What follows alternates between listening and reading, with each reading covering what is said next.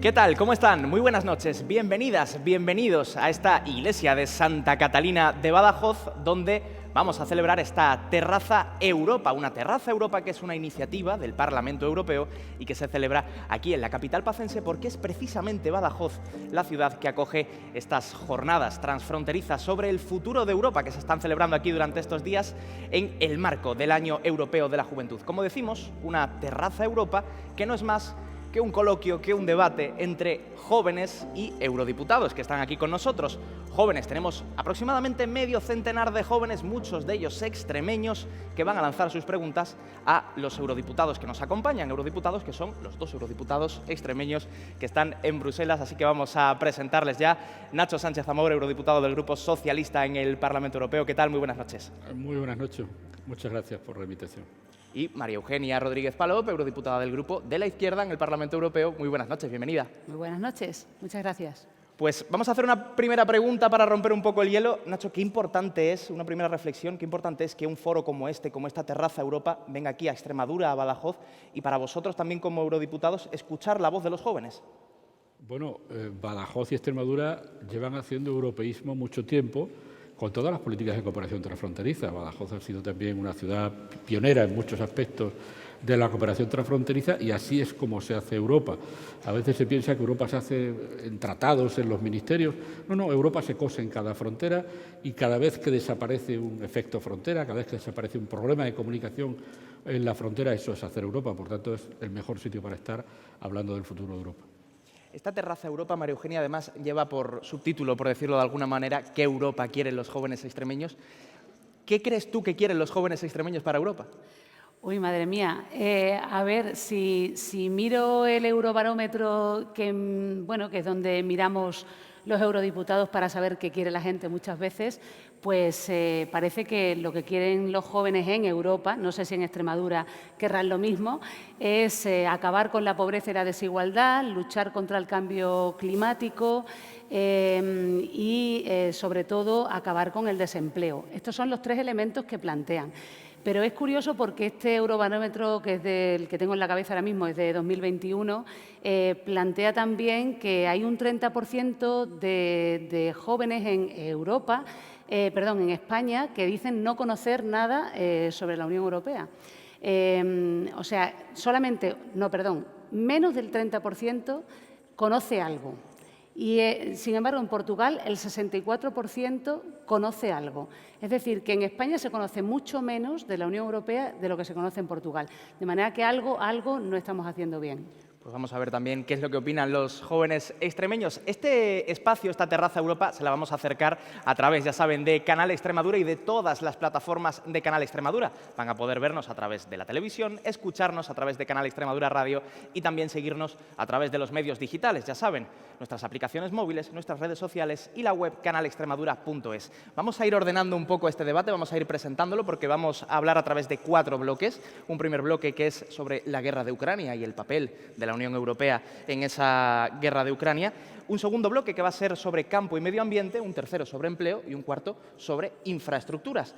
Van a ser los chicos y chicas que están aquí con nosotros los que os van a plantear a vosotros las preguntas y vosotros libremente vais a ir respondiendo. Así que vamos a presentar ya el primero de los bloques, que es ese bloque que hemos titulado sobre la guerra de Ucrania y el papel de la Unión Europea. Y es que el papel de la Unión Europea está siendo clave en este conflicto. Además, la Unión Europea se ha afianzado como un actor geopolítico de primer nivel a través, por un lado, de las sanciones impuestas a Rusia y a través, por otro, de la ayuda a Ucrania, la ayuda también acogiendo refugiados. Y todo esto tiene otra derivada más, que es el aumento, por ejemplo, de los costes, de la energía que también tiene que soportar la población europea. Vamos a ver y a escuchar a los jóvenes extremeños, a ver también qué es lo que piensan ellos sobre cuál debe ser el papel de la Unión Europea en el contexto internacional. Así que vamos ya con la primera pregunta. No sé quién tiene por ahí preparada la primera de las preguntas. Aquí, creo que va a ser por aquí. Hola, buenas. Soy Luz Daniela Quiroz Huertas y vengo en representación de SNUX. La verdad, como pregunta, quería preguntarles a la hora de la inclusión y aceptación de la gente joven y los niños ucranianos, cómo se los va a incluir en el sistema educativo y las ayudas que se le van a dar a estos. Muchas gracias. Muchas gracias por la pregunta. Pues empezamos aquí con Nacho. En primer lugar, hay que hay que subrayar el enorme volumen de refugiados que estamos recibiendo, especialmente mujeres y niños. El 90% de las personas que han salido del país son mujeres y niños, los hombres se han quedado, la mayoría de ellos, para luchar, y por tanto eso crea un elemento diferencial respecto de otras situaciones migratorias. Se están produciendo algunas situaciones en la frontera. Desgraciadamente siempre hay personas que utilizan estos momentos de debilidad para cometer delitos precisamente con las personas más débiles, mujeres y niños, y la Unión Europea y los países vecinos que están recibiendo especialmente ese flujo grande antes de que se empiece la distribución, están trabajando para intentar acabar con ello. Cada sistema educativo es distinto, no hay un sistema educativo europeo y por tanto no será igual seguramente atender a los niños ucranianos al lado de Ucrania que hacerlo en España.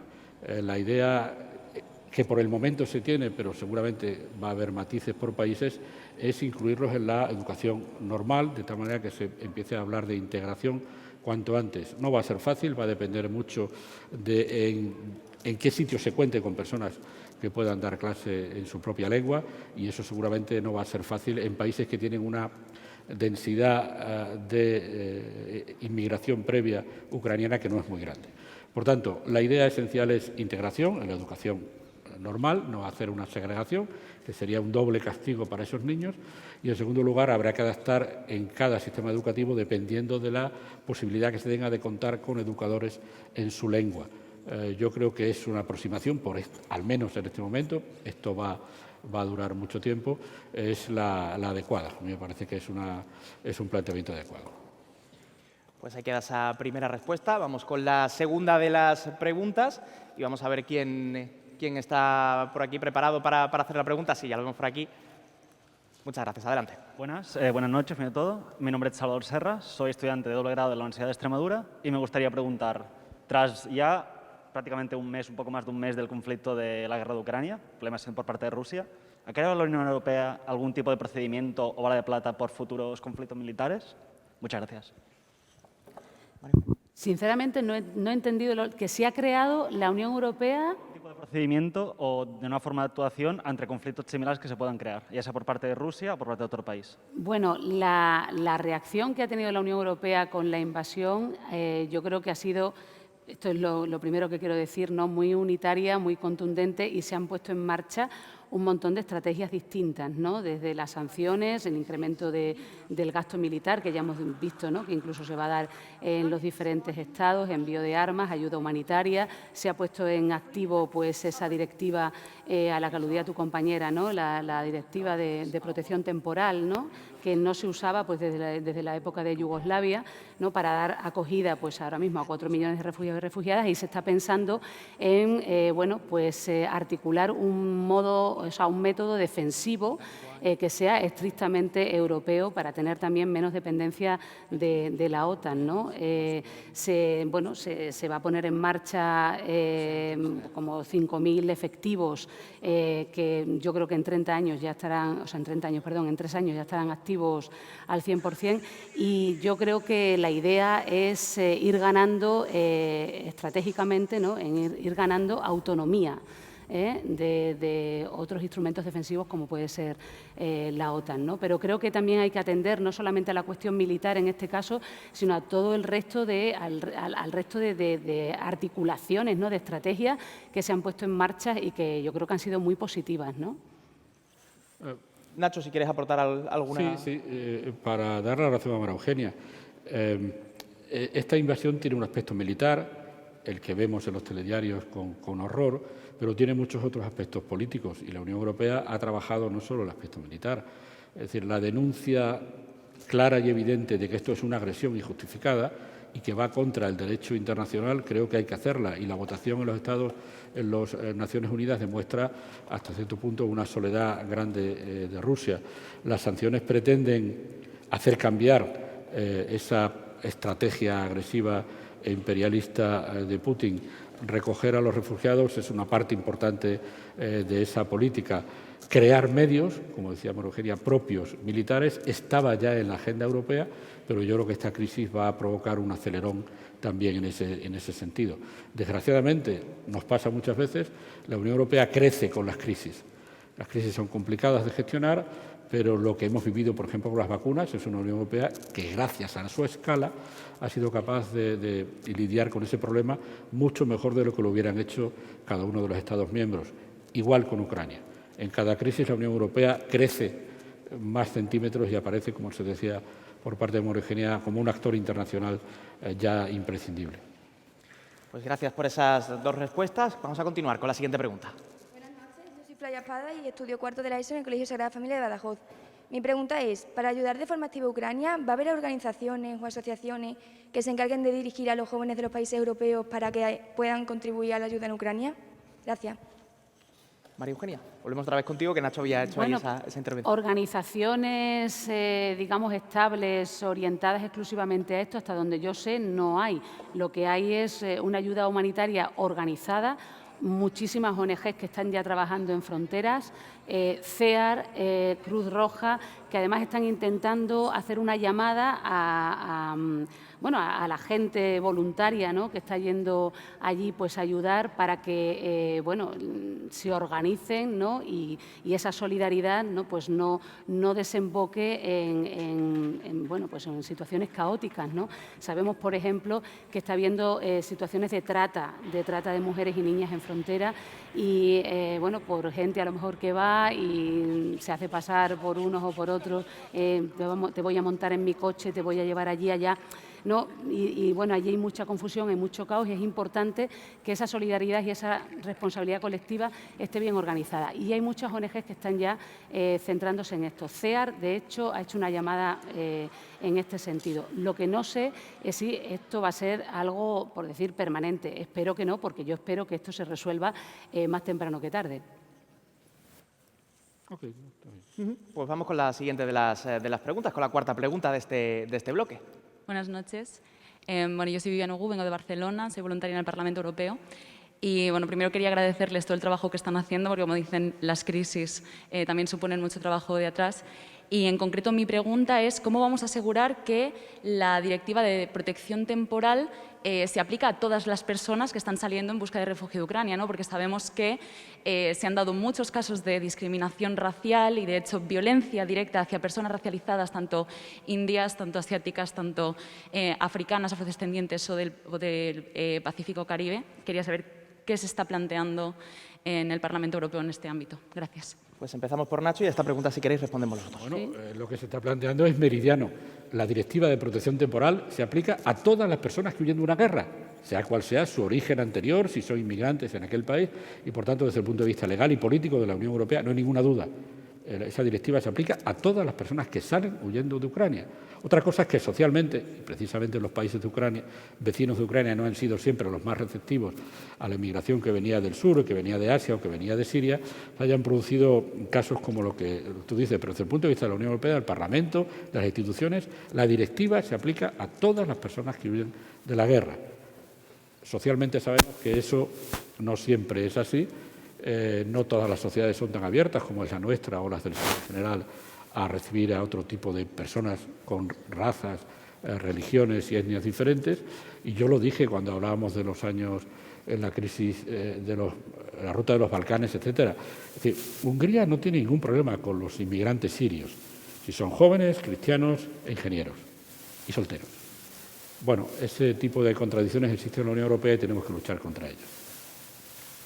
Bueno, es que lo ha dicho muy claro Nacho. El derecho internacional, no solamente esa directiva, todo el derecho internacional plantea de manera muy clara que no puede haber discriminaciones ni segregaciones, ni por raza ni por religión.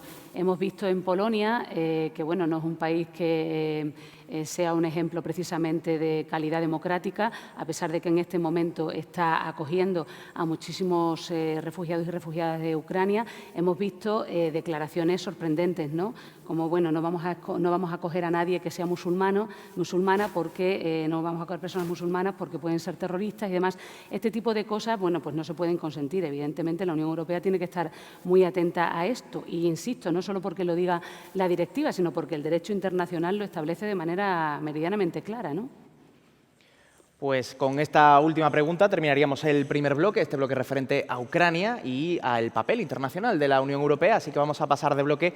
Os pido, por favor, que cuando hagáis las preguntas os levantéis para que podamos captar bien todo ese momento. Como decimos, empezamos el segundo bloque, un segundo bloque que versa sobre agricultura y medio ambiente. Estamos en Extremadura, que es una región eminentemente agrícola, donde la agricultura y la ganadería tienen un peso muy importante y en la que, lo sabéis vosotros de sobra, se mira y mucho a Bruselas, porque allí es donde se deciden herramientas muy importantes para la región y para ese sector primario, como es la PAC, la Política Agraria Común. Y hoy, además, estamos aquí con jóvenes, muchos de ellos extremeños, que probablemente tengan mucho que aportar sobre el campo y sobre ese relevo generacional que se habla muchas veces que es tan necesario en el campo extremeño. Eso por un lado, y por otro, el medio ambiente, un medio ambiente que es una de las principales preocupaciones, lo decías antes tú también, María Eugenia, según ese Eurobarómetro, es una de las principales preocupaciones de los jóvenes, no solo a nivel extremeño, no solo a nivel español, sino podemos decir que probablemente a nivel mundial, con ese movimiento ecologista que hemos tenido hace unos años.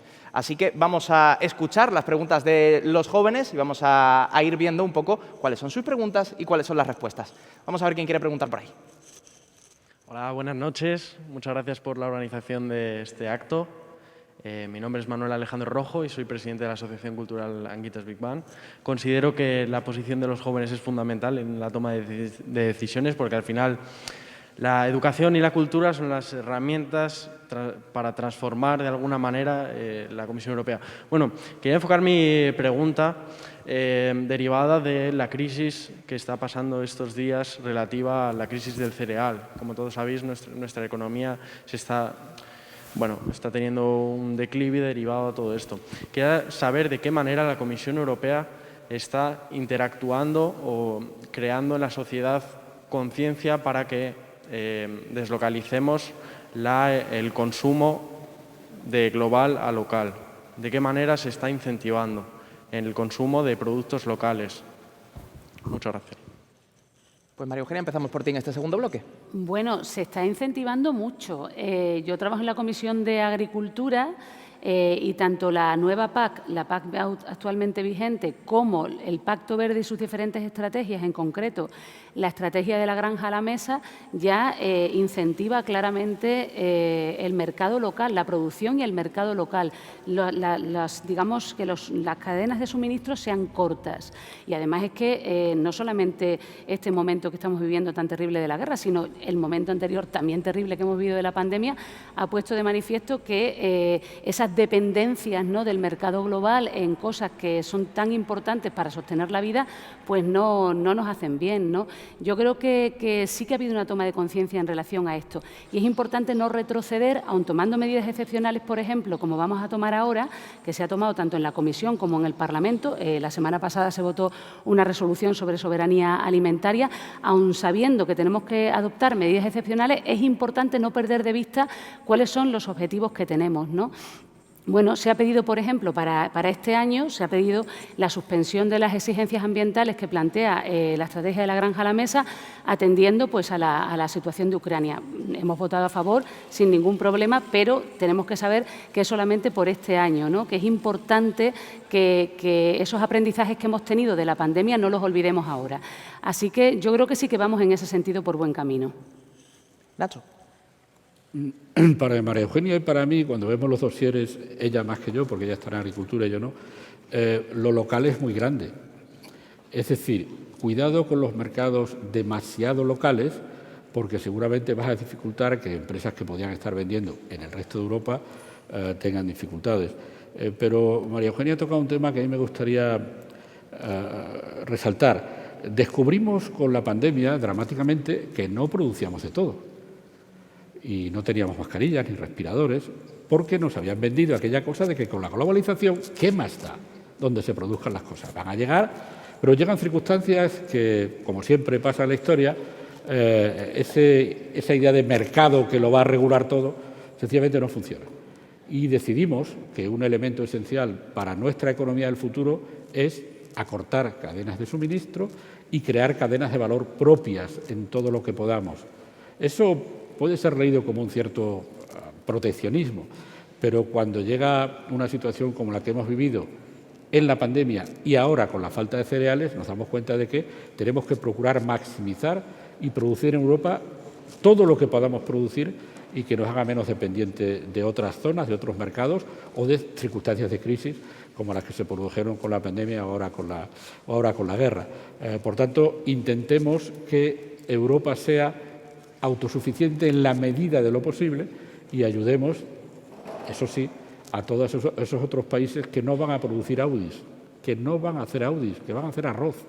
Y, por tanto, intentemos hacer políticas que hemos hecho de que esos productos agrícolas que vienen de países que no pueden producir otra cosa puedan entrar en la Unión Europea perjudicando lo mínimo posible a nuestros mercados y siendo conscientes de que estas crisis repetidas nos llevan a la convicción de que el mercado no lo arregla todo como nos habían vendido. Pues seguimos hablando de agricultura, seguimos hablando de medio ambiente. Vamos con la siguiente pregunta. Buenas, soy Antonio de JEF y bueno, la Comisión, las instituciones europeas están haciendo un gran esfuerzo por luchar contra el cambio climático. Está el Pacto Verde, está la PAC desde un punto de vista sostenible, los objetivos de reducción de CO2. Sin embargo, hay una parte de la población que no comparte este pensamiento, no cree que sea tan grave el cambio climático e incluso puede llegar a creer que no existe.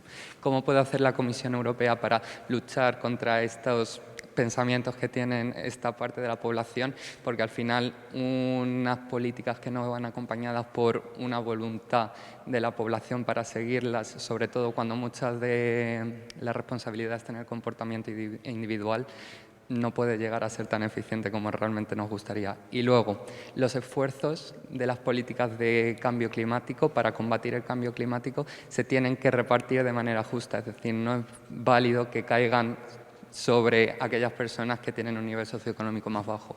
¿Qué esfuerzos se está haciendo en las instituciones para que esto sea así? Gracias. Gracias por esa pregunta. Como la pregunta además es larga y tiene dos partes, yo creo que la vamos a responder los dos. Empezamos, si quieres, tú, María Eugenia, y luego ya continuamos con Nacho. Pues el reparto de las cargas y de las responsabilidades tiene que ser paritario y justo. Esto lo has dicho muy bien. Y no solamente respecto de las diferentes posiciones sociales o socioeconómicas que tenga cada uno, sino incluso entre los territorios. No puede haber un territorio que se convierta en una zona de sacrificio, que es un término que se usa habitualmente, mientras otros territorios se utilizan únicamente para generar demanda y consumo. Es decir, que hay que repartir bien las cargas y las responsabilidades en esta lucha común, que es la lucha contra el cambio climático. Y, desde luego, desde las instituciones no se puede hacer todo. Yo creo que el Pacto Verde es un paso adelante, pero es evidente que hay un elemento pedagógico importante. Aquí estáis vosotros sentados, ¿no? Y vosotras. Los jóvenes han hecho una enorme labor en este sentido en las calles y, en fin, no puedo sino ratificar y confirmar lo que dices. Las instituciones solas no pueden hacer mucho, pueden proponer, pueden tener voluntad, pero hace falta el apoyo de la gente. Yo creo que en este sentido la juventud ha dado el do de pecho, en realidad, ¿no? Y falta por convencer a grandes sectores, ¿no? Muchas veces se ha visto, por ejemplo, una contraposición permanente entre el sector primario, el agroganadero, ¿no?, y el sector ambiental, cuando los agricultores y ganaderos son los que tienen que luchar principalmente y los que luchan, de hecho, principalmente contra el cambio climático, son la primera línea de batalla, ¿no? De manera que nos tenemos que convencer de que son dos objetivos, la de ayudar al sector primario y la de la lucha contra el cambio climático, dos objetivos que van en la misma dirección, no en direcciones contrarias, que a veces se percibe así. Sí, la otra parte que planteabas. Los grandes cambios de mentalidad cuestan mucho tiempo. María Eugenia lo sabe mejor que yo. ¿Cuánto ha costado a esta sociedad, a cualquier sociedad occidental, entender el tema de la discriminación sobre la mujer? Esto es algo parecido. Y, por tanto, información muy necesaria, lucha contra la desinformación, también un cierto negacionismo del cambio climático. Desgraciadamente tuvimos algunos preclaros ejemplos en la política española. Por tanto, información sobre el hecho, sobre la circunstancia, lucha contra una desinformación que está ahí y seguramente está dirigida por algunos sectores que consideran que se está yendo muy deprisa, medidas de promoción de las políticas que ayudan a limitar el cambio climático, todo lo que tiene que ver con la promoción de las energías sostenibles, parece obvio, una agricultura sostenible. ¿Qué es lo que se hace desde la Unión Europea? Premiar las prácticas agrícolas acordes con las exigencias ambientales. También prohibimos cosas. Algunos productos fitosanitarios no nos parecen adecuados en nuestro mercado, pero sobre todo promovemos y ayudamos más a los agricultores, por ejemplo, que están dispuestos a hacer prácticas agrícolas, pero ambientalmente sostenibles. Hay una enorme cantidad de políticas que se están haciendo en ese sentido y el hecho de que la principal preocupación de los jóvenes en ese eurobarómetro sea el cambio climático quiere decir que esa opinión va ganando densidad. Lo que a mí me gustaría saber, y no lo he leído, es si hay un cambio sustancial respecto de otras capas de edad, respecto de la sensibilidad con el cambio climático. Seguramente sí, pero sería bueno estudiar eso. Lo que está claro es que ya sabíamos que iba a ser uno de los temas que iba a salir, la lucha contra el cambio climático, porque es uno de los temas que más preocupan a los jóvenes, lo estamos viendo y está quedando patente. Vamos con la siguiente pregunta.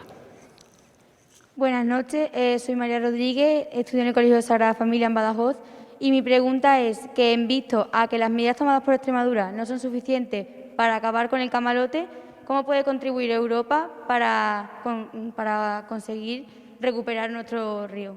Muchas gracias. No he entendido bien, para acabar con... Para acabar con el camalote, con la planta invasora que tenemos, además que la conocemos muy bien aquí en Badajoz. Sí, a ver, la Unión Europea tiene regulaciones sobre la no entrada de plantas foráneas que pueden ser invasivas, también de animales. Desgraciadamente, el origen de por qué empezó el jacinto de agua, el camalote, en el Guadiana no está claro. Es verdad que encontró unas condiciones climatológicas absolutamente excepcionales y hemos visto, el alcalde está aquí, hemos visto en Mérida y en Badajoz, en las zonas urbanas, como había una enorme alfombra verde. Se hizo un gran esfuerzo por parte de la Confederación del Guadiana o del organismo de Cuenca, porque estos organismos han cambiado mucho de nombre. La Confederación del Guadiana. Sigue siendo Confederación. Fue Confederación, luego se llamó Organismo de Cuenca, que era una cosa que no entendía nadie. Pero la Confederación hizo ese esfuerzo grande comprando aquellos barcos y haciendo un gran desembolso de dinero, no recuerdo las cantidades, contratando personas para acabar con el camalote, pero es verdad que acabar con una plaga de este tipo no es fácil y en este sentido lo que ha hecho la Unión Europea, no recuerdo si había dinero europeo precisamente en las funciones de retirarlo del río, pero sí que hay regulaciones europeas para impedir la entrada de especies, tanto vegetales como animales, que pueden ser invasivas y puedan provocar un daño. Esta es una irresponsabilidad que alguien cometió, no sabemos cuándo ni dónde, pero eso ha provocado que el erario público se haya gastado muchísimos millones de euros porque alguien un día trajo una planta seguramente de Brasil y la dejó en el campo al lado del río. Pues vamos a continuar después de hablar del camalote con la siguiente pregunta, ya la última que va a cerrar este bloque de agricultura y medio ambiente. Adelante. Hola, buenas noches. Mi nombre es Paula Folgado y estudio cuarto de la ESO en el Colegio Sagrada Familia de Badajoz. Y mi pregunta es, ¿cómo puede Extremadura modificar o ayudar al sistema de regadío para así lograr tener una agricultura más competitiva? Muchas gracias. Gracias por esa pregunta. Pues esa es para María Eugenia. No, para mí no. Esa para Nacho. Para mí. Sí, sí. Bueno, cualquiera de los dos. En teoría le tocaba a ti. No, pero porque, cualquiera de los dos, claro, no conozco bien A el ver, sistema. la agricultura de regadío es una agricultura intensiva, una agricultura que produce mucha renta, pero que en este momento también consume mucha agua. Los grandes proyectos de regadío, digamos que no requerían más que la canalización del agua, que por la propia gravedad podía correr, están en vegas altas, vegas bajas. Yo conozco también regadíos en el norte de Cáceres. Son agriculturas muy intensivas y muy productivas, no todas en línea con las exigencias ambientales, porque muchas de ellas requieren mucha agua y porque a veces las prácticas tradicionales de riego eran de un gran aroma. Recordaos cuando se regaba a manta, quiere decir que se llenaba toda la superficie de tierra de agua. Yo creo que es una exigencia que podemos encontrar un equilibrio entre ampliar los regadíos, y ahí están los proyectos de regadíos de tierra de barros, con un uso adecuado del agua, porque es verdad que ese regadío produce mucha más renta que otros tipos de producción. Yo prefiero ver regadíos a otro tipo de instalaciones en el campo y están proliferando mucho. Por tanto, yo creo que es perfectamente compatible. Son obras que requieren una gran inversión inicial y son obras que requieren un mantenimiento y un coste del agua que tienen que asumir los agricultores y los usuarios de esos sistemas de canalización importantes, pero han funcionado bien y han convertido algunas regiones históricamente de Extremadura muy deprimidas en regiones mucho más productivas y mucho más ricas. Por tanto, yo creo que hay que seguir ayudando. La Unión Europea no pone mayores dificultades que no tengan que ver con las condiciones ambientales, pero la Unión Europea, a la Unión Europea no le corresponde decidir que se haga un sistema de regadío aquí o allí. Esas son decisiones que corresponden a las comunidades autónomas, puesto que el Gobierno nacional, el Estado no retiene muchas competencias agrícolas. Son decisiones que suelen ser decisiones de nivel de comunidad autónoma y que son decisiones que hay que medir con mucho cuidado porque son extraordinariamente caras. Antes de pasar al siguiente bloque, vamos a hacer un pequeño interludio y os voy a preguntar un poco también al hilo de... No me preguntes por el camalote este. No, no te preguntaré por el camalote, te voy a preguntar por otra cosa, porque es uno de los temas que hemos estado hablando antes, que es el relevo generacional en el campo, la importancia de que los jóvenes se vayan poco a poco incorporando también a un sector que es fundamental para Extremadura, como es el sector primario, la agricultura, la ganadería. ¿Hay alguna manera de que Europa pueda ayudar a que se produzca ese relevo generacional?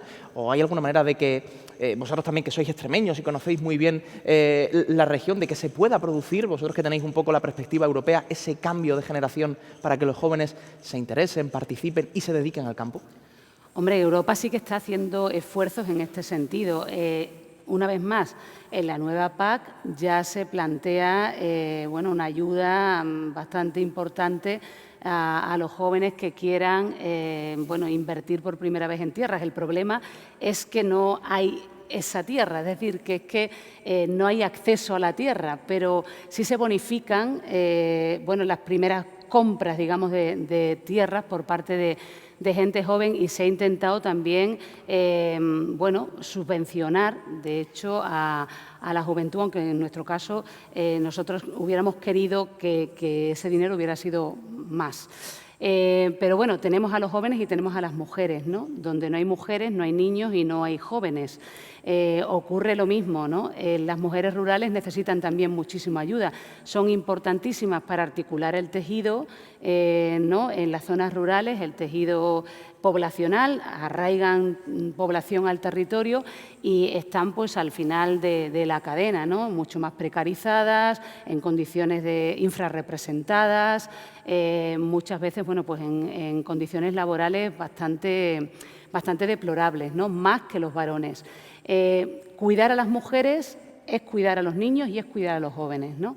La PAC lo está haciendo y ahora precisamente se ha iniciado un expediente. Yo voy a ser ponente de ese expediente de desarrollo de las zonas rurales en Europa. Uno de los ejes de ese expediente es servicios públicos para evitar la despoblación, transporte para evitar la despoblación, ayuda a las mujeres rurales y a la juventud, ¿no? Y incrementar el salario y el nivel de vida de los agricultores y los ganaderos. Nacho, una de las palabras claves de las que hablamos los medios de comunicación, ahora la sociedad también en los últimos tiempos, es despoblación, lo acaba de decir también María Eugenia. ¿Cómo se lucha contra la despoblación a través de las instituciones europeas? Bueno, como lo están haciendo las instituciones regionales y nacionales, esta es una preocupación esencial. A veces desde la escala europea, Extremadura puede estar en 26 o 27 habitantes por kilómetro cuadrado, no es como 6 habitantes por kilómetro cuadrado, es decir, hay zonas de Europa donde la densidad es muchísimo más baja que la nuestra. Es una preocupación general porque se produce una falta de balance entre las zonas rurales y las zonas urbanas, la sobrecarga de servicios y de atenciones que requieren las ciudades por esa acumulación de personas que vienen generalmente del campo está produciendo todo tipo de problemas y de falta de balance en la sociedad. Es obvio que lo que hay que hacer en las zonas rurales es crear oportunidades de trabajo. Y a veces se crean oportunidades de trabajo de una manera un poco artificial. Yo recuerdo un caso, no sé si han llegado los amigos portugueses, yo recuerdo que Portugal hizo una política muy agresiva de fijar empresas en las zonas de la frontera, que son las zonas portuguesas y españolas que están más despobladas, junto, en el caso de España, con la zona de Aragón, y se encontraba con el problema de que había empresarios que abrían fábricas y factorías y no encontraban trabajadores. Por tanto, hay que crear empleo sostenible y hay que crear empleo no solo pensando en la subvención que se va a recibir por poner una fábrica, porque eso al final no va a ningún sitio. Crear oportunidades crear empleo y crear servicios que le permitan a una persona, joven o no joven, pensar que no vive en un sitio peor porque vive en una zona rural. Ha habido un cierto retorno a lo rural, pero desde el punto de vista cuantitativo es menor. Habría que fijar la población joven, especialmente, atraer a población joven, dando servicios y dando empleo. No es fácil, pero hoy ya nadie se va a un pueblo, muy poca gente se va a un pueblo solo pensando en el campo. La gente quiere empleo y la gente quiere Internet. Y la gente quiere tener un colegio adecuado para los niños y la gente quiere tener opciones comerciales. No es fácil. Yo creo que la conciencia que hay en todos sitios en Europa ya con el problema de la despoblación de algunas zonas rurales es obvio y hay un esfuerzo grande por parte tanto de las administraciones europeas como las nacionales y las regionales.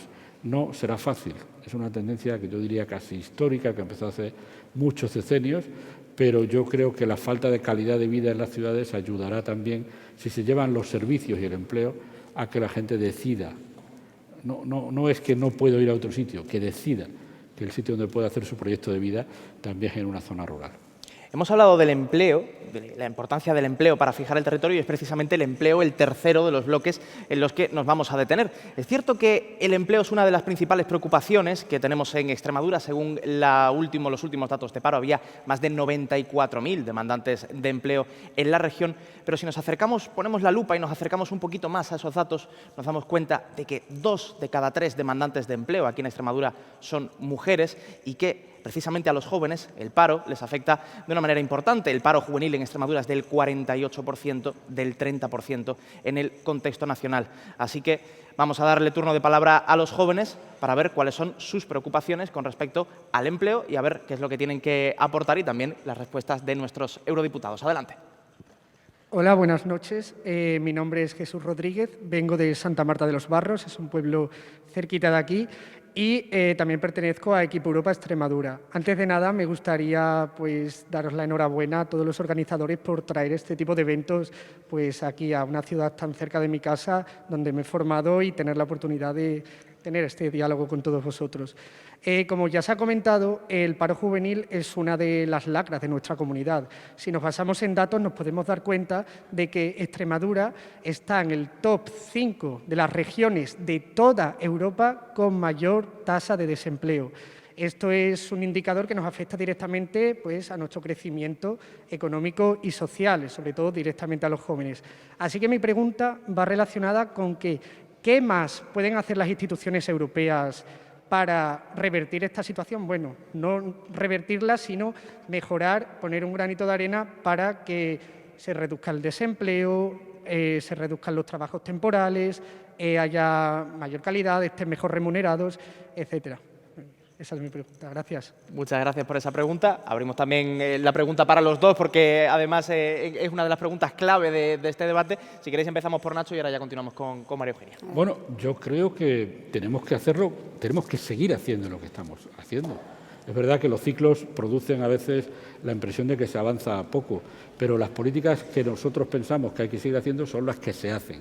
Es decir, la política europea dando una enorme inyección de dinero a través de los fondos vinculados, el Fondo Social y los fondos vinculados al empleo, a las administraciones que tienen que lidiar directamente con ese problema, provocando o promoviendo la actividad económica en todos los territorios, cada uno con sus circunstancias y con sus dificultades, y ofreciendo posibilidades a los jóvenes para que trabajen donde quieran trabajar. Yo recuerdo, ¿te acuerdas, María Eugenia, cuando alguien habló de la movilidad juvenil como una cosa? Oiga, movilidad juvenil para ir a trabajar a otro sitio cuando uno va a trabajar en lo suyo, cuando lo decide personalmente y cuando le pagan. Cuando uno tiene que irse porque no le dan trabajo en lo que ha estudiado, eso no es movilidad maravillosa y para aplaudir, eso es emigración de la de toda la vida, la de seguramente también la del abuelo de algunos chicos. Yo no creo, o por lo menos no veo que haya que inventar mucho. Un enorme esfuerzo de solidaridad financiero de la Unión Europea y las políticas de empleo adaptadas al territorio que hace cada país, que hace cada comunidad autónoma y en algunos casos algunos municipios, como supongo que hará el Ayuntamiento de Badajoz.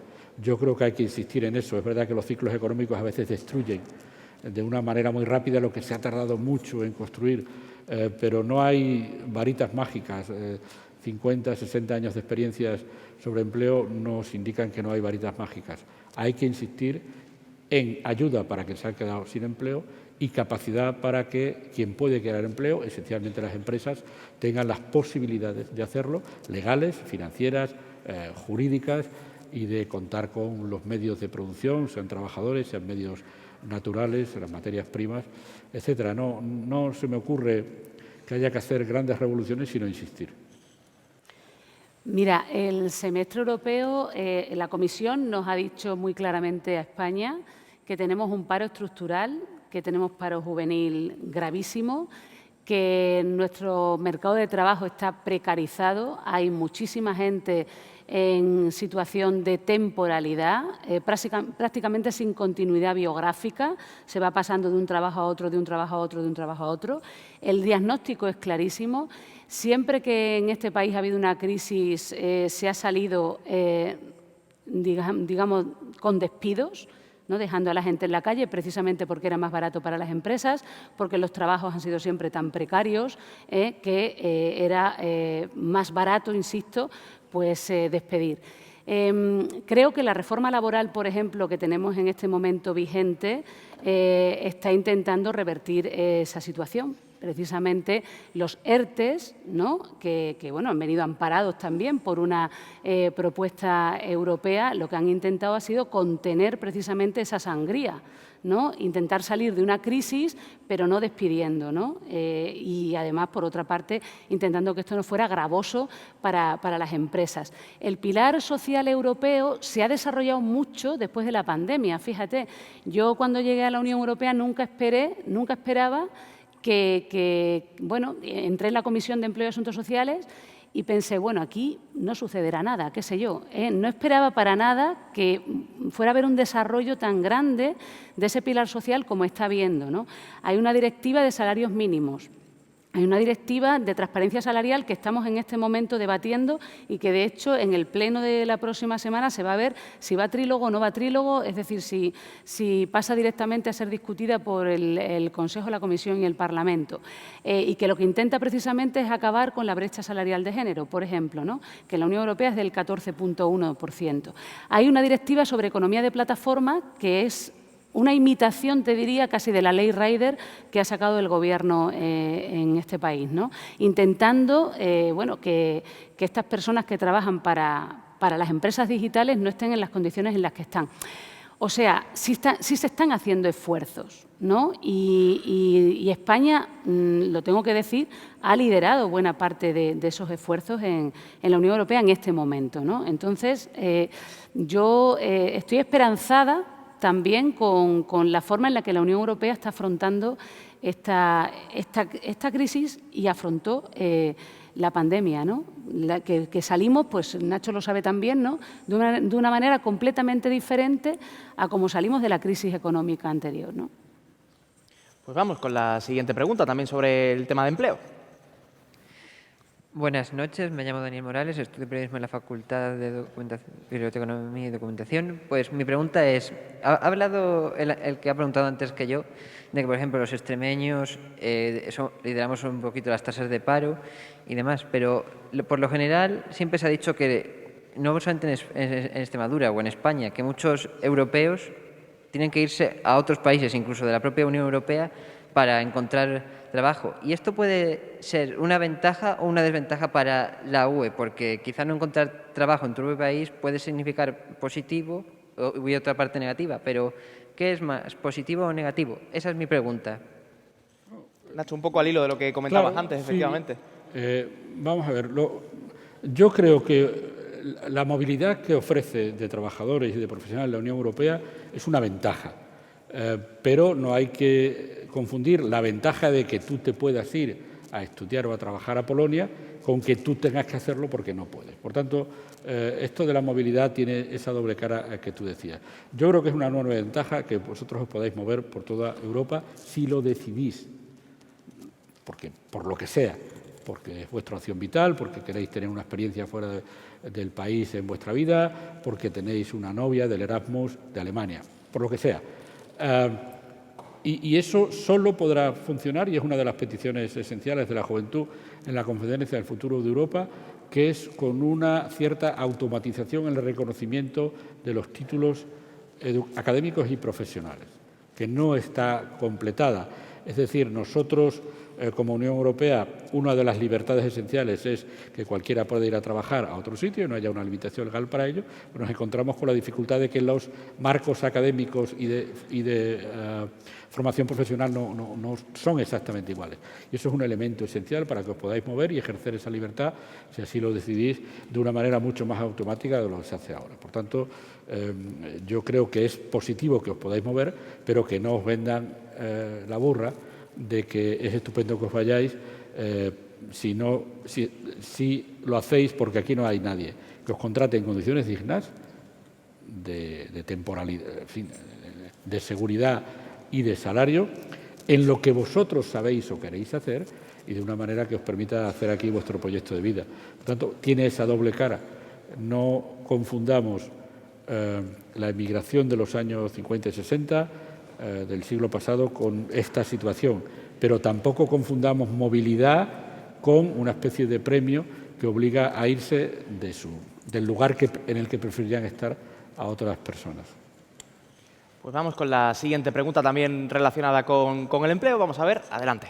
Buenas noches, yo soy Félix Gallardo y soy estudiante del Colegio Sagrada Familia de Badajoz, y mi pregunta es que ¿cómo Extremadura puede crear empleo de calidad en el sistema agrario e industrial para evitar que los jóvenes abandonen nuestras comunidades autónomas con el dinero que recibimos de Europa? Muchas gracias. Muchas gracias por esa pregunta. Unimos los dos bloques, unimos el empleo y también el tema agrario e industrial. Bueno, yo creo que el empleo verde, lo que se llama el empleo verde, es un espacio interesante para la gente joven, y se está haciendo una enorme apuesta por ese nicho de empleo, ¿no? Por ese nicho laboral. Se está apostando también, por ejemplo, por todo lo que tiene que ver con la economía de los cuidados.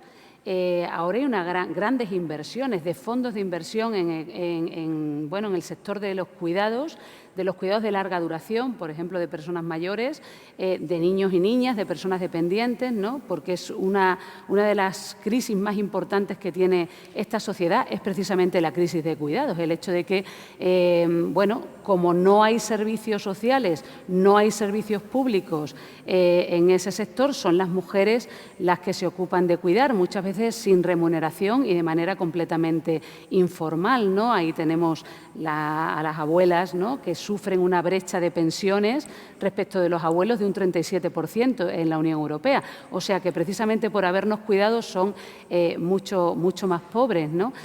Hay 8 millones de mujeres en la Unión Europea que han abandonado el mercado laboral para cuidar frente a 500.000 de varones. ¿Esto qué significa? Que hay un espacio laboral muy importante en el ámbito de los cuidados, y ahí se tienen que incorporar hombres y mujeres, por supuesto, como profesionales, bien pagados, no precarizados como están ahora. Y a mí me parece que son los dos espacios, al menos en los ámbitos en los que yo trabajo, tanto en la cuestión de agricultura y demás como en la cuestión de empleo y asuntos sociales, dos espacios muy interesantes en los que se van a abrir puestos de trabajo, ¿no? Y aquí no hablamos, que es enorme, no quiero ponerme a detallar, pero que cuando se hablan de cuidados uno se centra únicamente en algunas cuestiones y es inmenso lo que se puede hacer ahí, ¿no? Todo lo que tiene que ver, por ejemplo, con la eficiencia energética. La eficiencia energética va a dar muchísimos puestos de trabajo, porque la apuesta ahora es la del ahorro energético y la eficiencia energética. Ahora los arquitectos no van a hacer tanto casas como que se van a ocupar, ¿no?, de hacer casas eficientes desde el punto de vista energético. Es una nueva formación que va a hacer falta adquirir, ¿no? Yo creo que toda la transición socioecológica va a cerrar algunas puertas, pero también va a abrir otras, ¿no? Y ahí tenéis que estar vosotros, ¿no? Importante. Pues gracias, María Eugenia, por esa contestación. Vamos con la siguiente pregunta. Bueno, muchísimas gracias en primer lugar por organizar esto. Yo soy Pablo Torres, vengo de Equipo Europa en la Comunidad Valenciana y actualmente estudio en la Universidad de Ginebra, en Suiza, y quería hacerle la siguiente pregunta. ¿qué piensan ustedes acerca de la nueva regulación europea que va a tratar no solo el teletrabajo, sino también el derecho a la desconexión? Y por otro lado, ¿qué piensan ustedes también acerca de esta nueva norma que se ha tratado en el Consejo, acerca de un 40% como mínimo de mujeres en los consejos de administración de las grandes empresas? Y si creen ustedes que se queda corto o tendríamos que buscar objetivos mucho más ambiciosos. Muchísimas gracias. Una cosa, no es nueva, que esa directiva es de 2012 y está parada en el Consejo desde entonces porque ha habido determinados gobiernos que no han tenido interés en activarla y ahora la presidencia francesa la va a activar, ¿no? O sea, no es nueva. Lamentablemente se ha quedado, diría, hasta desfasada, porque el 40-60% en los consejos de administración, que lo que busca es la heterogeneidad en los consejos, precisamente porque aumentan la eficiencia, no solamente por una cuestión de justicia, ¿no?, para que las mujeres al menos representen el 40%, que es una cuestión de justicia, sino porque es mucho más eficiente un consejo de administración heterogéneo que un consejo de administración homogéneo. Eso ya se ha quedado casi desfasado, te diría, ¿no?, porque se aplica a un determinado número de empresas, no se aplica a todas las empresas que cumplen ciertas condiciones, no a todos los cuerpos, digamos, de la administración de la empresa, sino solo a los no ejecutivos. O sea, que ahí va a haber que darle una vuelta, ¿no?, a esa directiva, ponerla en marcha, pero, digamos, renovarla, ¿no? Y en relación al derecho a la desconexión, que es súper interesante, pues es una apuesta también de la Unión Europea, porque el teletrabajo, claro que es el futuro, pero cuidado, hay que regularlo bien, porque si no la línea entre la vida privada y familiar y la vida laboral se difumina por completo, tienes que estar permanentemente conectado, sin descanso y sin remuneración. Es decir, que podrías estar 24 sobre 24, ¿no? Y este tipo de trabajo, que muchas veces es el tipo de trabajo que ofrecen las empresas digitales, eso hay que regularlo bien, ¿no? España también lo ha regulado y ahora lo va a regular la Unión Europea y yo, desde luego, lo aplaudo, ¿no?, por la salud de todos y todas, ¿no? También se está hablando de nuevas enfermedades laborales asociadas al tecnoestrés, precisamente, bueno, en esta línea. O sea, el teletrabajo está muy bien, puede además ayudar a la corresponsabilidad en la casa, ¿no?, la conciliación, no tener que desplazarse permanentemente, con lo que también es bueno para el medio ambiente, ¿no?, porque no tienes que coger el coche todo el tiempo para irte a un lugar de trabajo, ¿no? Pero tiene también su cara B, ¿no? No sé qué piensa Nacho sobre el asunto. No, me imagino que está de acuerdo con el derecho a la desconexión. Absolutamente. Hemos descubierto con la pandemia en muchos trabajadores la posibilidad de trabajar desde casa, pero la posibilidad del abuso es obvia. Es decir, yo en el Parlamento, hemos hablado poco de la vida normal del Parlamento. En el Parlamento me dicen, porque María Eugenia y yo entramos en el año 19, los viejos me dicen esto de que haya reuniones a todas horas, ¿no? Aquí había un periodo para almorzar de 1 hora y ya no hay periodo de 1 hora. ¿Por qué? Porque hemos trabajado muchos, los que han podido, los que se pueden permitir que su trabajo sea a distancia, hemos trabajado desde casa. Y yo creo que eso ha demostrado muchas cosas. A las empresas, porque había la sensación de que trabajar en casa, como decía, esto teletrabajo es estar viendo la tele, o trabajar mientras se ve la tele. Bueno, yo creo que ese tipo de fantasmas han desaparecido y se ha visto que muchas instituciones y organizaciones han podido seguir ofreciendo servicios porque sus trabajadores estaban haciéndolo desde casa cuando no podían hacerlo presencialmente en la fábrica o en el centro de trabajo. Y eso es bueno, pero la posibilidad y el riesgo de un abuso, como pasa siempre en la historia de los derechos laborales, está ahí, y por tanto el derecho a la desconexión debe convertirse en un derecho sólido, fuerte, asentado en la ley, porque si no esa posibilidad de abuso está siempre ahí. Hay que aprender a apagar el móvil y hay que aprender a apagar el móvil para hacer otras cosas que no sea mirar el correo electrónico. Y yo creo que eso es una educación que necesitamos todos. Y yo creo que es bueno que en vez de mirar el móvil o hablar con personas que están muy lejos, hablemos con la gente que está cerca. También es muy educativo. Gracias. ¿Tienen desconexión digital los eurodiputados? Poca. Bueno, La verdad es que estamos sobrepasados, trabajamos mucho en contra de lo que algunos piensan, pero yo creo que esto le pasa ya a todo el mundo, ¿eh? Es decir, que yo creo que estamos todos conectados permanentemente y a la vez desvinculados, porque nos falta, bueno, pues esa parte corporal de encuentro, ¿no?, que es tan importante también para la vida, ¿no? La pandemia tampoco ha ayudado, pero ahora que ya estamos en fase pospandémica, está bien que haya caras, ¿no?, y personas al otro lado. Decía Nacho, dice, hay poca desconexión digital. Bueno, ninguna. Poca era diplomático, es terrible. Es decir, yo no sé, le pasa a María Eugenia, no lo he contado. Yo debo recibir al día entre 250 y 300 correos. Es imposible, es imposible. Es verdad que tenemos gente que nos ayuda a manejar estas cosas, pero los que somos un poco maniáticos, un poco controladores, nos vemos con una especie de estrés añadido de intentar llegar a todo, y eso es solo el correo.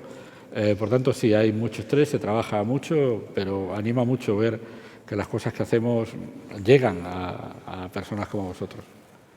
Pues vamos a continuar con el debate, si os parece. Vamos a abrir el cuarto y último bloque de esta noche, que es el bloque dedicado a las infraestructuras. Y es que para Extremadura las infraestructuras han sido uno de los caballos de batalla de los últimos tiempos, especialmente, todo el mundo lo sabe, con el tren. Un tren que es cierto que va teniendo avances, ya hay un tren en pruebas que va a cortar los plazos de viaje entre Badajoz y Madrid, ese tren híbrido, pero todavía queda trabajo por hacer. También queda trabajo por hacer con respecto a las carreteras, infraestructuras, el tren, las carreteras necesarias para los ciudadanos en general y también para las empresas, para poder importar materias primas, para poder exportar sus productos y llevarlos hasta los puntos de venta. Así que vamos a ver también qué es lo que piensan los jóvenes extremeños, los jóvenes que están aquí, muchos de ellos extremeños, sobre las infraestructuras y la importancia que puede tener también la Unión Europea sobre ello. Vamos a ver quién quiere preguntar. Hola, buenas noches. Yo me llamo Mireia Diuri, soy de Melilla y vengo representando a Talento por el Futuro. Yo me encargo de la comunidad temática de migraciones, por el que los movimientos, y más ahora que lo tenemos muy presente en los informativos con las circunstancias tan trágicas de Ucrania, pero que no son únicas, como ya todos sabemos, de todo el mundo. Siempre no es solo la cuestión del refugiado, sino del migrante, que también se ve obligado, y más la juventud, como hemos estado comentando previamente en el bloque del empleo. La movilidad es algo patente, es tangible. Entonces, quiero recoger una idea que se ha hablado aquí antes, que es que deshacernos del efecto frontera, o sea, de las fronteras, ese sentimiento, es construir Europa. Y no puedo estar más de acuerdo, más atendiendo a mi propio origen de Melilla. O sea, la cuestión transfronteriza es algo que se vive aquí en Extremadura, con la frontera con Portugal también. O sea, conforme más nos acercamos, más sentimos que es necesario construir esa identidad europea. ¿Y eso cómo es posible? Entiendo que es a través de fomentar la accesibilidad al resto del territorio de la Unión Europea. Esto tiene que ser, además, de una manera sostenible, porque, como bien ha comentado, es una de las preocupaciones mayores que tenemos la juventud, y no solo la juventud, pero bueno, nos vamos a agarrar a ese nicho porque este es nuestro año y queremos que se nos haga caso. Entonces, ¿qué medidas son las que se están trabajando que no solo impliquen a las grandes ciudades, sino a aquellas regiones que tienen mucho potencial por explotar y que no están recibiendo esa atención de las instituciones? Muchas gracias. Pues, Nacho. Yo estoy trabajando algunos de esos dosieres. Bueno, yo he dedicado buena parte de mi vida al trabajo aquí en la frontera entre España y Portugal, pero ahora quería hablar de ese otro ámbito. En términos comparativos, olvidémonos del paréntesis que ha supuesto la pandemia en cuanto a movilidad. En términos comparativos, todo el territorio europeo está mejor conectado que cualquier otro territorio del mundo. Es decir, la posibilidad de interconexión, de comunicación, de densidad de aeropuertos, de kilómetros de autovía, de kilómetros de redes de ferrocarril, de todo tipo de ferrocarril. Europa es una concentración de elementos de movilidad que no lo hay en ningún otro lugar del mundo. Eso ayuda, desde luego, como tú dices, a crear una identidad europea.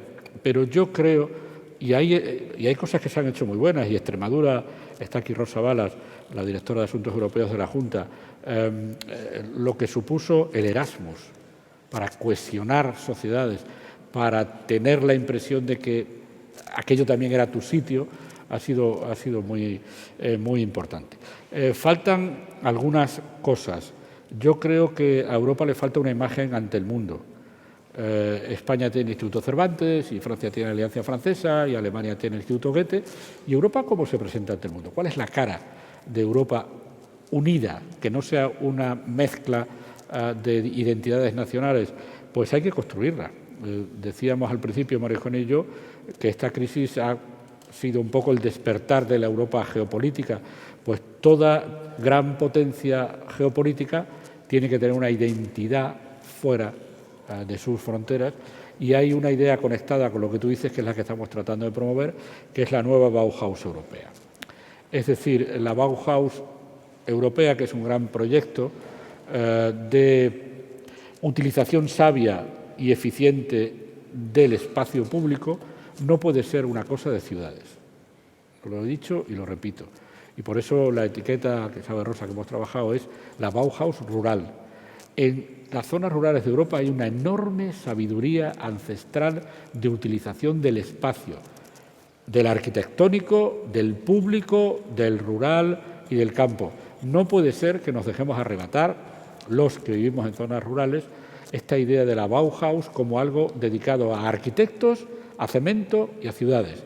Y esa es una pelea que tenemos que dar, porque la Bauhaus, si quiere ser realmente el cierto espíritu de Europa, tiene que abarcar y tiene que entender a las zonas rurales. Eso es parte de esa identidad, y yo creo que la idea de darle una cierta alma a Europa a través de la idea de la Bauhaus puede ser una salida en este momento. Gracias, Nacho. Vamos con la siguiente pregunta. Vamos a ver quién quiere preguntar por ahí. Adelante. Hola, buenas noches. Si me lo permiten, mi pregunta se desmarca un poco de este bloque, pero tiene relación con lo que decía el señor Sánchez Amor en cuanto a construcción europea. Quisiera saber si han habido avances acerca de esa propuesta que lanzaba usted hace ya varios meses a la Comisión Europea sobre la creación de una posible escuela diplomática europea. Muchas gracias. Bueno, muchas gracias por la pregunta. La idea de una escuela diplomática europea es solo una pieza de lo que yo he propuesto, que es una diplomacia europea. El problema de la diplomacia europea es que está formada por retales, por préstamos de las diplomacias nacionales. Los embajadores de la Unión Europea son embajadores españoles que pasan 4 años o franceses o italianos que pasan 4 años sirviendo a la Unión Europea y luego vuelven a su diplomacia nacional. Si queremos ser un actor global, necesitamos los instrumentos de un actor global. Y un instrumento es su diplomacia propia, no prestada, por muchos motivos que hoy preferiría no entrar. Otro elemento, servicios de inteligencia. No nos puede volver a pasar. Nos pasó en Ucrania en el 14, nos pasó en Afganistán, nos pasó ahora. Los americanos nos estaban diciendo la invasión se va a producir y no nos lo queríamos creer. ¿Y lo decían porque tienen una bola de cristal? No, lo decían porque tienen servicios de inteligencia. Y la Unión Europea no va a ser nunca un actor global si no tiene los instrumentos para ser un actor global, una diplomacia propia, unos servicios de inteligencia o un flujo de inteligencia de los servicios nacionales hacia el servicio exterior de la Unión Europea, una diplomacia cultural propia, una cara ante el mundo, y en mi opinión, y es lo que estoy trabajando ahora, una silla para la Unión Europea en el Consejo de Seguridad de Naciones Unidas. Gracias, Nacho, por esa respuesta. Continuamos con la siguiente pregunta. Buenas noches, soy Román Galán, estudiante de la Universidad de Extremadura, de un máster universitario de investigación. Como buen extremeño que ama su tierra y su gente, tengo un sueño, que es que en 2030 la prensa y en general los medios de comunicación pudiesen abrir con un titular, que sería que los jóvenes extremeños son los que más usan el transporte público de toda Europa. Mi pregunta sería, ¿qué acciones tienen pensadas llevar a cabo en esta materia para que esto fuese una realidad? Muchas gracias. Bueno, pues me encanta que los extremeños sueñen, y me encanta ese sueño en particular. O sea, porque yo creo que la gran apuesta debe ser esa.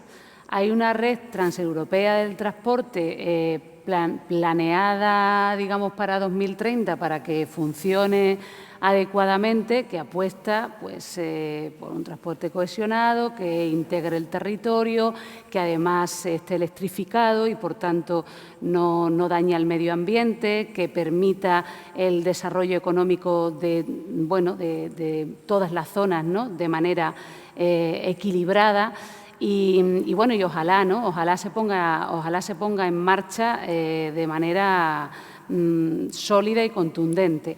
Se han liberado, si no me equivoco, 120 millones de euros ahora mismo para pasar de un tráfico de mercancías por carretera, ¿no?, al ámbito ferroviario. Aquí mismo en Extremadura, ¿no?, ha habido muchas plataformas, ¿no?, que han luchado pues, por un tren digno, ¿no?, la Milana Bonita y demás, que lo que plantean básicamente es que, bueno, en España hay mucho AVE, ¿no?, hay mucho tren de alta velocidad, pero el 90% de la gente lo que usa son trenes regionales, ¿no?, incluso trenes de larga distancia, como el que yo he utilizado para venir a Mérida, que he venido en ese tren, ¿no? Y bueno, lo que se quiere es que esos trenes estén electrificados, que sean de doble vía, ¿no?, que tengan estaciones en las cabeceras de las comarcas y en las capitales. Y yo creo que ese objetivo está ahí, bueno, se ha prometido muchas veces y podemos estar más cerca ahora, ¿no?, que en otros momentos.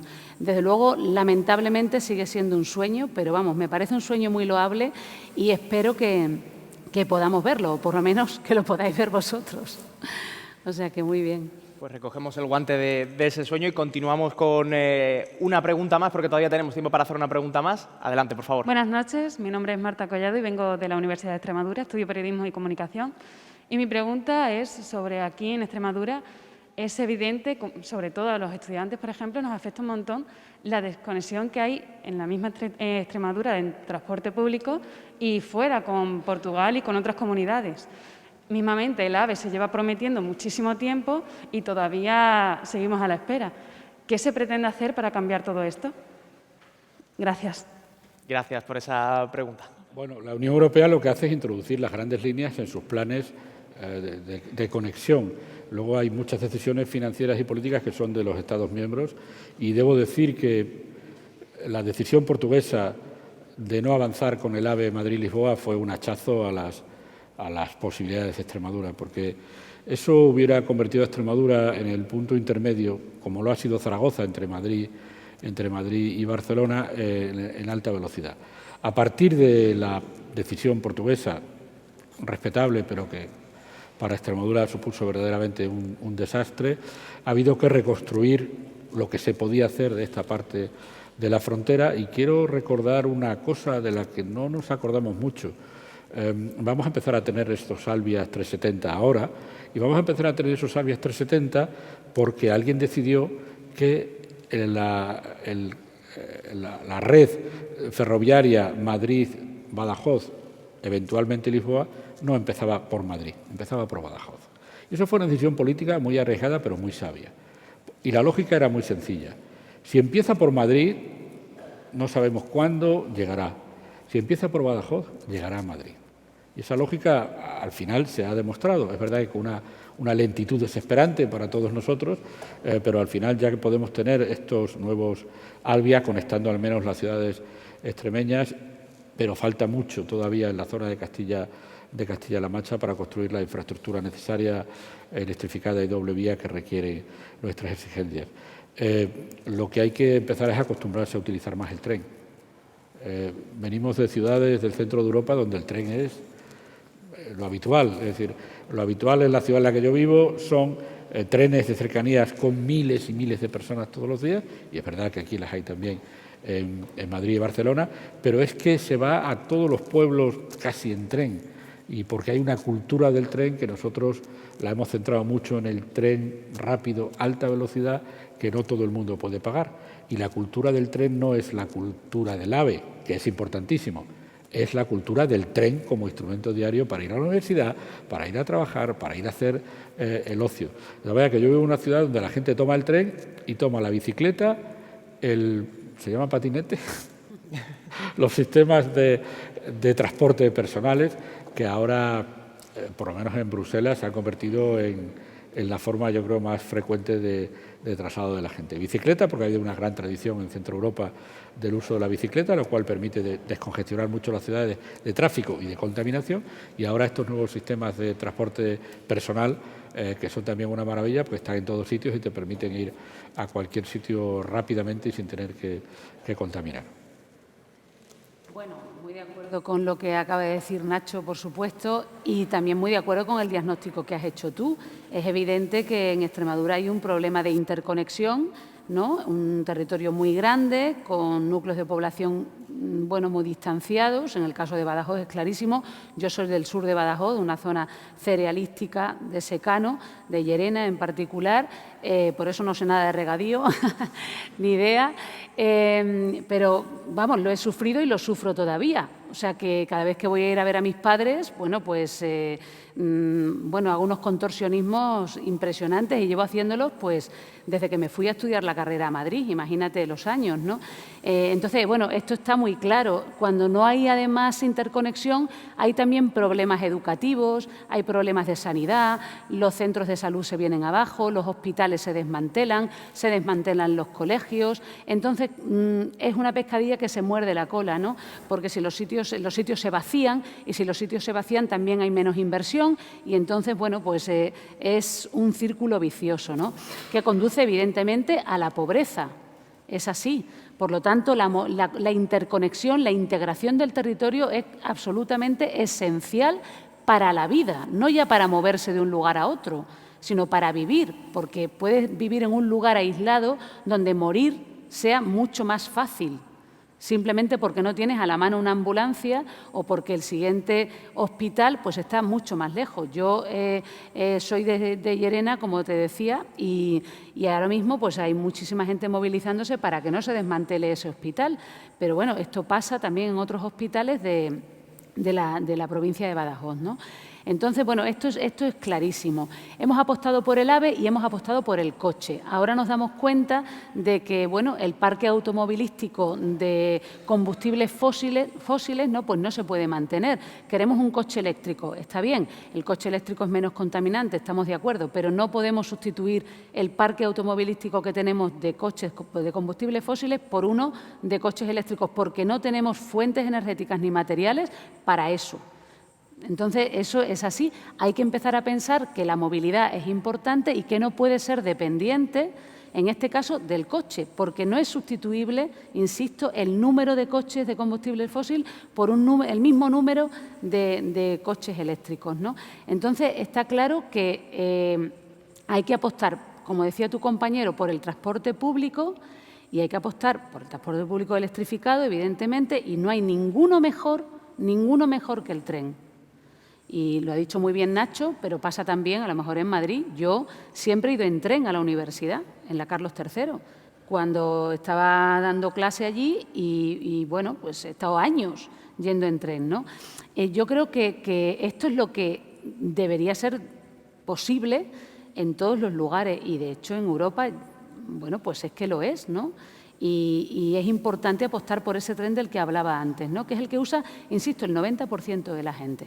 Esa apuesta tiene que estar ahí. Yo creo que hay conciencia, los diagnósticos están hechos y bueno, en la Unión Europea esto está pensado y está debatido. Antes decía que lleva un expediente ahora mismo de desarrollo de zonas rurales y un elemento esencial pues es el transporte. Pero insisto que el transporte no es solo para mover gente o mercancías de acá para allá, ¿no? Sino para que la calidad de vida sea buena y para que todo el mundo tenga acceso pues a los servicios básicos, ¿no? Para sostener la vida y para tener un futuro y un proyecto, ¿no? Y cada uno puede elegir el tipo de vida que quiere tener. Y no por haber nacido en un lugar o por haber escogido vivir en un lugar, tener que vivir en peores condiciones, ¿no? Cuando cada quien pues, paga sus impuestos y contribuye al erario público de la misma manera. Entonces, esto es importante y para eso tenéis que empoderaros. Y yo creo que el hecho de que estéis aquí sentados hablando con nosotros pues es un indicador, ¿no? de que bueno, hay un camino que se va haciendo. Queda mucho, pero yo tengo mucha confianza en la juventud. También soy profesora universitaria de oficio. Entonces, esto me da mucha esperanza y mucha alegría, la verdad. Pues vamos a ir cerrando ya esta Terraza Europa. Muchas gracias a todos y a todas los que habéis preguntado y habéis participado. Y ya también un poco recogiendo el guante que decía María Eugenia, me gustaría preguntaros a los dos una pequeña reflexión con ¿qué sensación os quedáis después de esta terraza Europa? ¿Qué es lo que os han parecido las preguntas de los jóvenes y los temas que han salido un poco a colación? Si quieres empezamos contigo, Nacho. Bueno, me ha parecido muy interesante. Además, pensé que eran todos extremeños, pero he visto gente que venía de muchos sitios, lo cual me alegra mucho. Es muy refrescante hablar con vosotros. Yo suelo hacerlo con las escuelas e institutos embajadores. Ha sido por pantalla, ¿no? Pero la verdad es que es muy divertido. Y a mí me refresca mucho, me viene muy bien y me hace sentir que aquella cosa de los pasillos grandes y tantas horas, al final mucha gente está entendiendo o está exigiéndonos cosas y esa conexión yo creo que es muy útil para todos, para vosotros y para nosotros, desde luego. Pues Nacho Sánchez Amor, muchas gracias por haber estado con nosotros aquí esta noche. Un placer. María Eugenia, última reflexión. Bueno, a mí me han parecido todas muy difíciles. La verdad es que se ve que, bueno, que tienen trabajo hecho, ¿no?, detrás, que están motivados y que han, bueno, enfocado algunas de una manera muy local y otras de una manera, ¿no?, muy global. Han sido muy variadas y muy interesantes todas las preguntas. La verdad es que, bueno, insisto que como es mi profesión, el de estar, bueno, en este mundo de la gente joven, ¿no?, pues, y llevo pues un tiempo fuera, este encuentro a mí me ha parecido muy bonito y he aprendido mucho. Siempre se aprende mucho de la gente joven. Pues María Eugenia Rodríguez Palop, gracias por estar con nosotros aquí esta noche. Muchas gracias, Miguel. Pues antes de marcharnos, vamos a hablar con el anfitrión de esta noche. Tenemos aquí con nosotros al alcalde de Badajoz, a Ignacio Grajera. Vamos a ver si alguien le puede acercar un micrófono al alcalde. Porque, bueno, alcalde, nos gustaría preguntarle qué importancia tiene para Badajoz acoger todos estos actos europeos que se están celebrando a lo largo de estos días y también preguntarle qué es lo que le ha parecido esta Terraza Europa. Bueno, en primer lugar, gracias por la invitación, aunque sea anfitrión, pero es verdad que aquí soy un invitado más y me ha parecido interesante porque Badajoz no solo es ciudad, sino que además también es eurociudad. Nosotros tenemos la suerte y el privilegio de estar en la frontera con Portugal, de tener una experiencia transfronteriza de mucho tiempo, frontera mediante, y una vez que se formalizó el ingreso de ambos países en la Unión Europea, ya sin esa frontera, y yo creo que la experiencia para la ciudad y para los territorios portugueses que son colindantes con Badajoz ha sido absolutamente enriquecedora, no solo en términos culturales, comerciales, sino también incluso en términos sociales, ¿no?, en la interconexión familiar que muchos aquí ya en la ciudad tenemos con Portugal y por tanto en los afectos, ¿no?, y eso es importante. Y que se celebre este acto y estas jornadas aquí en Badajoz para nosotros es una satisfacción. Badajoz es profundamente europeísta, es profundamente ibérica, pero también profundamente europeísta, y además esto sirve para algo que yo siempre defiendo, ¿no?, que es que para valorar las cosas hay que conocerlas, conociéndolas uno aprende a apreciarlas, y una vez que pasa el tiempo ese aprecio se puede y se debe convertir en amor y en cariño, ¿no? Y a Europa a día de hoy le falta mucho conocimiento por parte de todos los que formamos parte de ella, para que la gente aprenda, conozca y sepa de primera mano todo lo que Europa nos ha ayudado a evolucionar y a progresar en los últimos años, ¿no? Ahora que hay muchos discursos que son contrarios a la Unión y son contrarios a las políticas generales de la Unión, pues a mí me parece el momento ideal para hacer un esfuerzo especial y redoblar esfuerzos para que se conozca la labor que Europa ha hecho y cómo Europa nos ha cambiado la vida a todos, en el caso español desde el año 86, en el caso de otros países europeos de otros periodos tanto anteriores como posteriores. Pero es absolutamente fundamental que sigamos haciendo esto, que sigamos contando con los jóvenes, que sigamos escuchándoles, que sigamos haciéndoles partícipes de la construcción europea, y aquí en Badajoz, en Extremadura, en España, en Portugal, me atrevería a decir, yo creo que tiene un enorme caldo de cultivo, somos países profundamente europeístas, porque sabemos lo que significa estar fuera de Europa, no nos hemos olvidado de lo que era estar aislados en el mundo y por tanto, yo creo que aquí, a partir de hoy, yo creo que también Badajoz está en el mapa del europeísmo y os invito a que vengáis muchas veces, porque es un auténtico placer. Ignacio Grajera, alcalde de Badajoz, gracias por estar con nosotros y también por tus palabras. Muchas gracias a vosotros. Pues así vamos a poner punto y final a esta Terraza Europa, gracias al Parlamento Europeo por haber apostado también por Canal Extremadura para poder retransmitir este evento y por hacérselo llegar a sus casas. Gracias, como siempre, por elegir Canal Extremadura, su casa, para conocer lo que pasa en su tierra. Ha sido un placer. Adiós.